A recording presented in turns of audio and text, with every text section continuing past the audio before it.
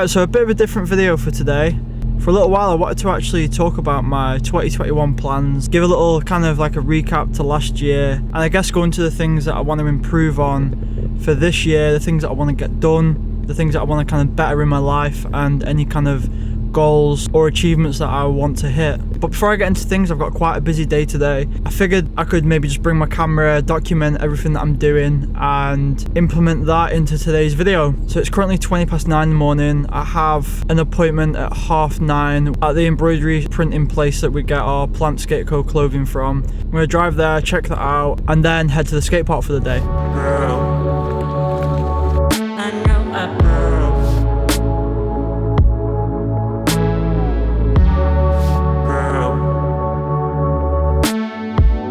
Okay, so that's the embroidery stuff checked out. Those three lines, basically the design is fine, but we have to choose one colour. And those are the three options that we kind of went with at first. The middle one, the red and orange, is alright, but I think the bottom full orange one is the best one. That's what we're going to put onto the shirts. So now I need to get some breakfast and then head to the skate park. I think before I head off from here though, I'll talk a little bit about what I wanted to talk about. I want to keep it kind of nice and easy at this point. It's early, my brain's not really running at full speed yet. So, a bit tired still.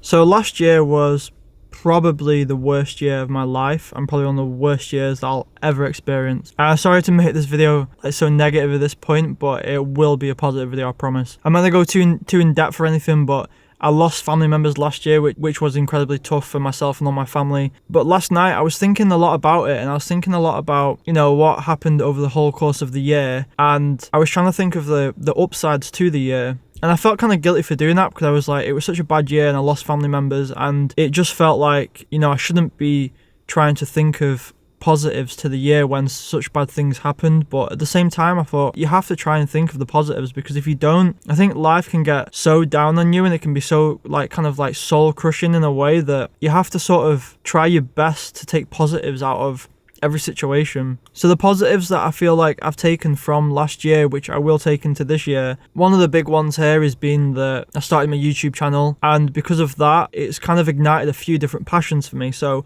one of them being that I've never felt this good about skateboarding for many years, probably since I was a little kid, little teenager. I've always been into skateboarding, I've always loved skateboarding, but over the past like 5 or 6 years, skateboarding's taken like a back step in my life, and I've put work over skateboarding, which obviously is completely understandable because you have bills to pay and rent to pay and you want to do things as you get older. But skateboarding is something that I really did push to the side, and I think this year, having so much free time due to COVID and not being able to work, it's really helped me reignite that passion for skateboarding, which I'm super happy about. Another thing from YouTube is, you know, talking in front of the camera. This has massively helped my confidence in general. I always see myself as kind of the guy who's in a group that's quite shy, quite quiet. Obviously when I'm with my friends, I'm not super quiet, and I don't kind of like go into myself when I'm with people I'm comfortable with. But when there's a group of people or in like a social situation where I don't really know everyone, or there's people I don't know, then I do kind of reserve myself, and that's something that I feel like I've struggled with for a long time. Yeah, I've always seen as like a negative, which I don't even think at this point it is a negative, it's just who I am. But starting YouTube and talking to camera has really helped bring my confidence out,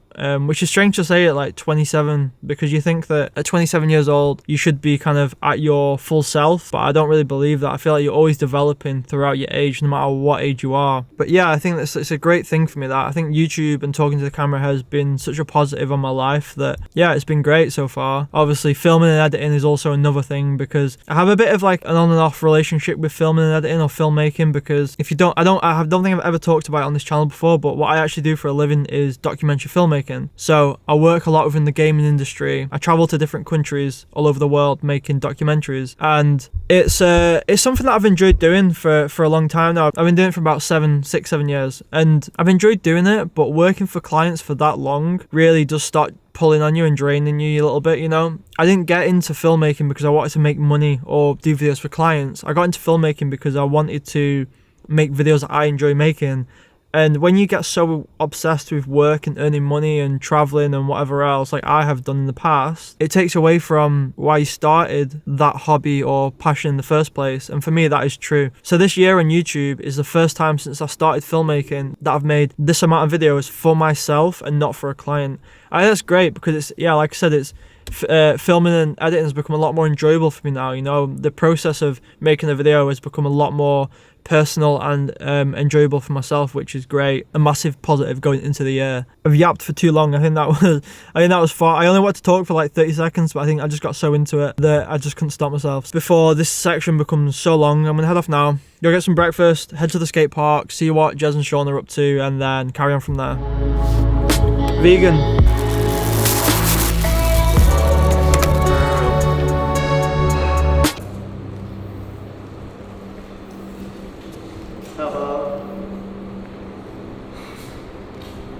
Look at this guy. I nearly broke my nose before. Why? How? I was standing on the top of that off, and the belt sander went up, and I like just missed punching myself in the face. But he had the gear on, so I was... Health and safety. He had the gear on, so I was fine. Tell the camera what you're making. So I'm making a slappy thing to attach to the end of this. I'll clap my hands, and it'll be made.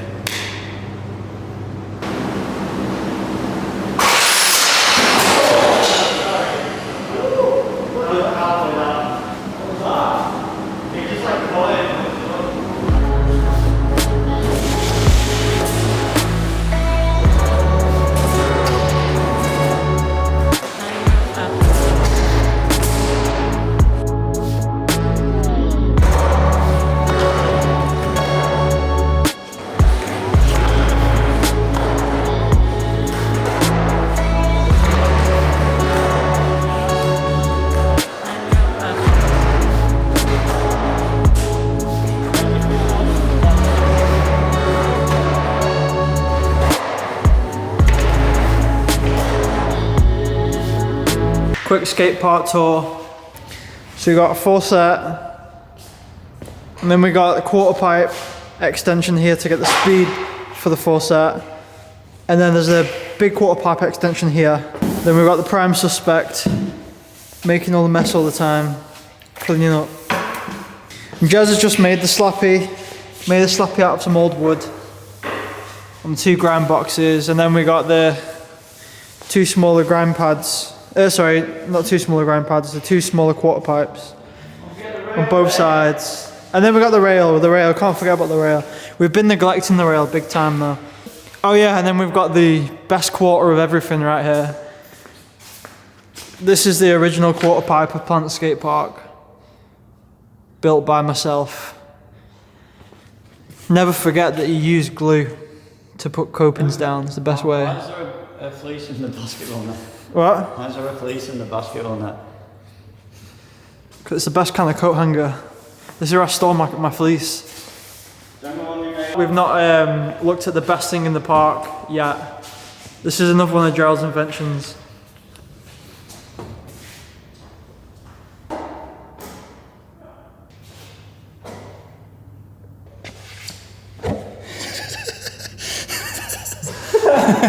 So I wanted to talk a little bit about this year and then going into this year, both as like a person and on the YouTube side of things, which is obviously why you guys are watching this video. I've already banged on, I think, in my last few videos about this. I think now my main priority, aside from my YouTube channel and growing my channel, my main priority is the Plant Skate Co brand. So we have the skate park, which will be opening to the public very soon. That alone will take up a lot of time, the business side of things. We have like the clothing side of Plant Skate Co, always bringing out new products. Hopefully we're going to develop that into, you know, grip tape and then potentially decks and then whatever else. So my point here is that I guess a big priority of this year is going to be Plant Skate Co. That's going to be a big thing. We put like a lot of our time and money into making this work. It's something we're all really hoping is going to progress into something big.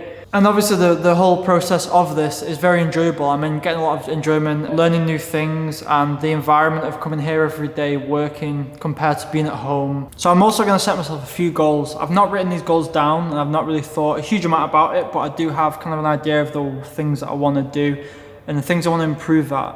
One of the main ones here is, so as a person, I really want to spend this year putting less pressure on myself. I think pressure is good in a lot of situations because pressure usually pushes you or forces you to make change. I think this year I've put a lot of pressure on myself to create content. Sometimes it's been content that I've not really enjoyed or felt very strongly about, and I've just been doing it because it's been like, we need to make content, need to make content, need to make content. I'm forcing the process of becoming a YouTuber, I guess, and it's not healthy to do that. It should be a process that you enjoy, because at the end of the day, if I don't enjoy making the videos, then that's going to show in my work, and obviously that isn't good for anyone. I think in terms of skateboarding, I do want to improve. I feel like I've stagnated a lot, but at the same time, I don't want to put pressure on myself to learn a new trick all the time or every day. I just want to improve at a rate that I'm comfortable at, but then also at times push myself. I think that's going to come naturally when that park has been finished and I'm skateboarding every single day. That's going to be a big part of my improvement as a skateboarder. I'm not trying to get sponsored or anything or make a living from being an actual skateboarder, but obviously for myself to keep enjoying skateboarding, when you improve, I think that brings a lot of enjoyment in general. So in terms of the content that I'm making, that I thought about a lot is that I would love to be able to eventually branch out into making content that's kind of more about myself and lifestyle rather than purely skateboarding content and purely skateboarding products. I always want to do those pieces of videos because that's what people have subscribed to me for, and I think that that's the stuff that I will always enjoy anyway. I love buying new products and testing them and reviewing them, and I love kind of documenting my day out on a skateboard, and my whole life will hopefully always be based around skateboarding. But I think that I would love to be able to not box myself in so much, and to sometimes, and the topic be based around myself and my life rather than purely just skateboarding. Alright lad, fucking hell, I'll have a KFC burger if they don't have, if you go in there. Bloody hell, as if he sold out. Yeah, alright mate, in a bit, bye. Jez is getting me a burger. But yeah, I think I've covered I've covered most of my 2021 goals and things I want to improve on and get better at. They're not huge. I don't think the things that I want to improve at or do are massive. Like, I don't have any kind of goals to be, I don't want to get 10,000 subscribers this year, and I'm not putting that kind of like number on anything, or earning this amount of money from YouTube, because you know, I think that kind of process will come naturally, and I don't think you can force that. And I think if you do try and force it and you're pumping out content all the time to hit a certain number, I think in the long term that does more damage than good. So I want my relationship with content creation to be a fun and enjoyable one. I have learned from my previous experience as a filmmaker that you can very quickly go from loving something and it being your number one passion to absolutely hating it when money's involved. I think that's something I've learned very early on in my life at this point, and it's something that I'm going to be very wary of in the future.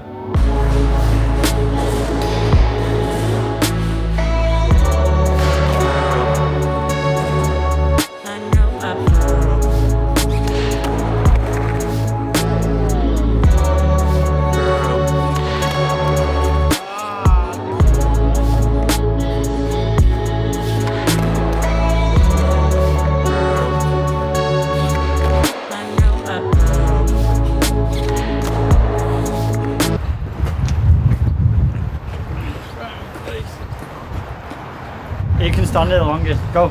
It's so cold.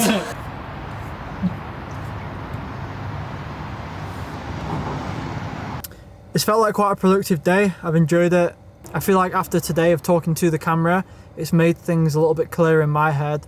Sometimes I feel like talking to the camera is a bit like a diary in a way, like you kind of getting things off your chest or talking about things and making sense of things, if that makes sense.